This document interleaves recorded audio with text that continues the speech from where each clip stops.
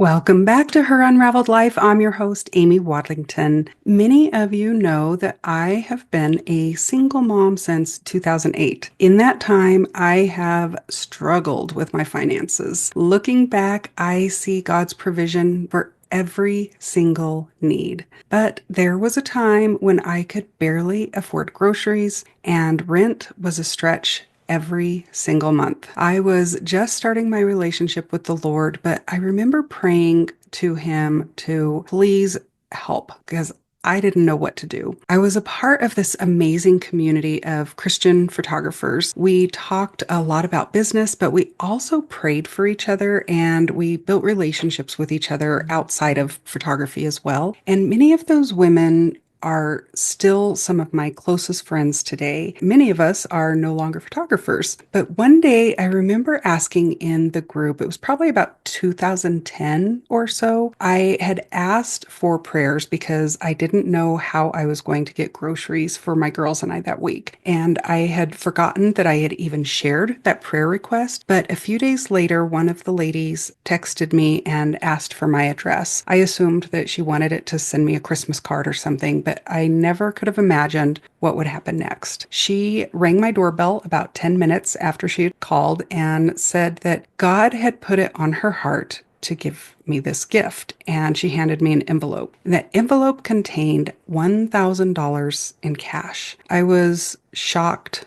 dumbfounded, relieved. I can't tell you all of the emotions that I had that day. And I never could have imagined someone giving me a gift, especially someone that they had hardly knew at that level. But from that moment on, through the many more financial struggles that would come over the years, I always knew deep down that God had my back and that He was all about providing and lavishly loving on us. It wasn't until many years later that I began to feel the undeniable tug on my heart to step into something new that God was calling me to. But when He did, every logical thought screamed, "You can't afford this." But my spirit would always remind me He's done it before and He will do it again. Today, I want to talk about the limiting belief I don't have the money to do what God has called me to do. Maybe you've had this thought before as well. You have this God-given dream burning in your heart, but the thought of your bank account or lack of resources makes you think this isn't possible. Today, we're going to challenge that belief because here's the truth. It's not about having all of the resources up front. It's about trusting God, taking the next step, and breaking free from the limiting belief that money is the reason that you can't fulfill your calling. Let's dive in. Welcome to Her Unraveled Life, the podcast for kingdom women ready to break free from feeling stuck, overcome self-doubt, and step boldly into their God-given calling without the overwhelm. I'm Amy Wadlington, a Christian life coach and spiritual mentor, here to help you transform your mindset and find clarity. If you're ready to finally experience the breakthrough you've been longing for, you're in the right place. Let's jump in. What is a limiting belief? They are those nagging thoughts that hold us back from what we're truly capable of doing. They often sound like, I don't have enough money. I'm not good enough to do this. I can't succeed because I'm not qualified. Or even, I'm too busy. Or I'm not a good mom. These are all limiting beliefs, but they're thoughts. They're not facts. They're stories that we've been telling ourselves based on past experiences, social messaging, or even just fear of failure, or maybe fear of success. The first step to breaking free from these beliefs is to identify them. What's the narrative running through your mind? For me, it was, I can't afford to follow God's calling. But when I took the time to question it, I realized that the belief wasn't based on truth. It was based on fear. We often think that we need to be fully equipped before we step into God's calling, but the Bible shows us otherwise. Paul, called to spread the gospel, still needed money to support his mission, so he started making tents. David wasn't a seasoned warrior when he defeated Goliath. He was a shepherd boy armed with faith and a slingshot. And the disciples didn't have wealth or status, they had faith and obedience. God doesn't call the equipped, He equips the called. Sometimes that equipping means that we have to think creatively about how to move forward. Maybe God is calling you to start a small business like Paul's tent making, or simplify your life by selling belongings to create space for your calling. There's a local lady here in Castle Rock who started a business called Sunday Salmon. She sold $50,000 worth of belongings to help her start that ministry. Maybe it's launch a ministry and invite others to support it through donations. And Sunday Salmon does that as well. So ask yourself, what gifts, talents, or resources do I already have that I can use to take one step forward? So, how do you know if the thought that you're having is a limiting belief? Often they're very rigid, like I always, or I never, or they might just put limitations on you, like I will never, I can't, I am, or I am not, I don't. In my book, Into the Deep 21 Days of Prayer and Fasting, Stepping into Your God-Given Call, I have an entire day dedicated to overcoming limiting beliefs with a full page listing different limiting beliefs that I often hear from my clients and friends and people that I love, and how to break free from them. Breaking free from limiting beliefs doesn't have to take years. Here are 3 steps that can help you. Number 1 is identify the belief. You want to pray and ask God to reveal them to you. Pay attention to your thoughts and take every thought captive. Work through the thought model that we've talked about in past episodes. You might even want to write down any negative statements that come up, like, I can't afford this, I'm not ready, or I'm not a good mom, wife, employee, business person. I don't know how to run a business. Recognizing the belief is the first step to challenging it. So number 2 is challenge its validity. Ask yourself, is this belief 100% true? For example, is it true that you need a massive budget to begin your calling? Probably not. Find evidence to the contrary, like stories of people who started small and grew over time. Sometimes we just need to plant one seed, nurture it, and let God do the rest. In a garden, once a plant grows, you have more seeds to plant.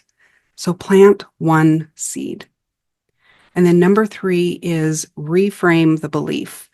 Replace limiting beliefs with empowering ones. Instead of saying, I don't have the money, say, God will provide what I need as I step out in faith. Philippians 4:19 reminds us that God will supply all of our needs according to his riches in glory. You can also add one word at the end of your limiting belief, yet. There is power in the word yet. Ending a sentence with the word yet helps you to believe that there's a possibility. And when you say it out loud, your brain hears the evidence that it will happen. And scripture reminds us that our faith comes by hearing from Romans 10:17. So listen to the difference between these 2 sentences. I can't afford to do what God has called me to do. Or I can't afford to do what God has called me to do yet. Can you feel the difference? One makes you feel very disempowered, and the other makes you feel very empowered.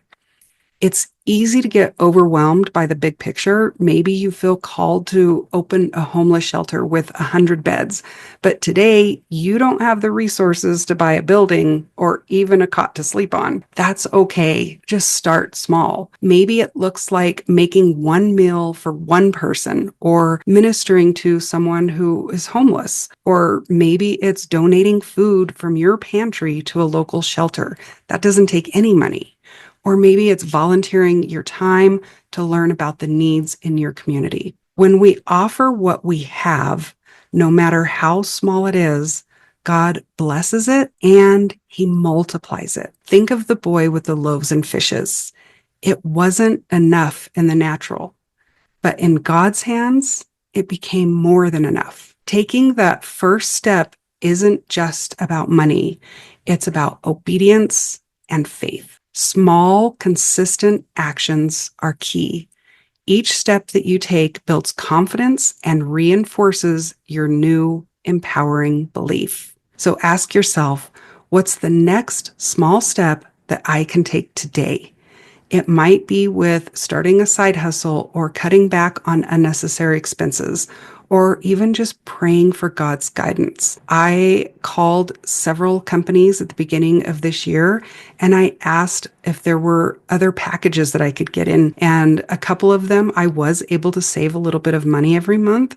And a couple of them went up a couple of dollars, but I got better services from them. So there's lots of little things that you can do to start saving money. Whatever it is, do it in faith, knowing that God honors your obedience and He will provide, because if He's done it before, He will do it again.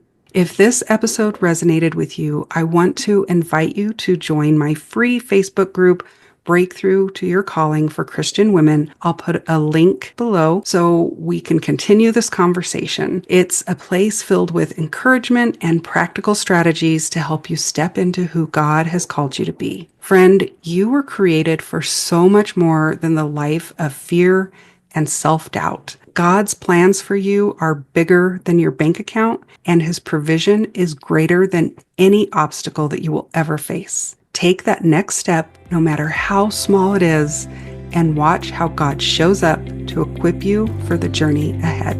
Until next time. That's it for today, friends. Before you go, I just want to say, if this podcast has blessed you, the best way to thank me is to leave a written review over on Apple Podcasts or give it a 5-star rating wherever you're listening. And don't forget to hit follow so you never miss an episode. The other thing you can do is share it with a friend. Not only does this bless me, but you're helping spread this message to someone else who might need to hear it. And hey, before we wrap up, let me remind you of something really important. You have come so far. Look at how much you've grown. There hasn't been one challenge you haven't overcome. You are strong, capable, and so gifted. God has an incredible purpose and plan for your life. Remember, you are a daughter of the one true King. You are His masterpiece, and your story has the power to inspire others.